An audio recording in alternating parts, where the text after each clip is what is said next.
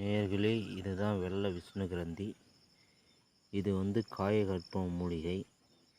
இதை பூ பூக்காத மூலிகை செடியாக பார்த்து இது சாப நிவர்த்தி செய்து பிறகு பிராண பிரதிஷ்டை செய்து இது நேர் காய்ச்சலாக போட்டு பொடி பண்ணி தேநீர் சாப்பிட்டுட்டு வந்தோம்னா 48 நாள் சாப்பிட்டு முடித்த உடனே உடம்பில் இருக்க அனைத்து விதமான வியாதிகளும் நீங்கும், ஆயுள் காலம் நீடிக்கும்.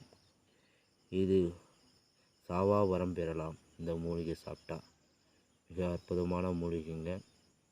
இது மாந்திரீகத்துக்கு பயன்படுத்தினா அஷ்டகரம் அல்ல, இதை வசியத்துக்கு பயன்படுத்தலாங்க. இந்த மூலிகையின் ஞாயிற்றுக்கிழமை அன்னைக்கு காப்பு கட்டி சாப நிவர்த்தி செய்து பிராண பிரதிஷ்டை செய்து தாயத்தில் வசிய எந்திரத்தை எழுதி அதனுள் வைத்து சுருட்டி தாயத்தில் அடக்கி நீங்கள் இடுப்பில் கட்டிட்டிங்கன்னா இது வசியமாகுங்க. தனவசியம், ஜனவசியம், வசியங்கள் ஏற்படுங்க. இது பலவிதமான நோய்களையும் தீர்க்க வல்லமை மிக்க மூலிகைங்க. இந்த மூலிகை சிறப்பான மூலிகை. இதை பயன்படுத்துங்க. வாழ்வில் நலமோடு வாழுங்க. நலமோடு இருந்து பலனை பெறுங்க.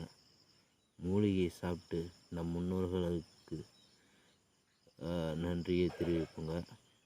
இதெல்லாம் நம்ம முன்னோர்கள், நம்ம பாரம்பரியமான விஷயங்கள். இதை என்றைக்குமே இதை மறக்கக்கூடாது. இந்த மூலிகையை நம்ம சாப்பிட்டு நம்ம வாழ்வில் நலமோடு வாழ்வதற்குத்தான் இறைவன் இதெல்லாம் படைத்திருக்கிறார். நீங்கள் இதை பயன்படுத்தி பாருங்கள். நன்றி, வணக்கம்.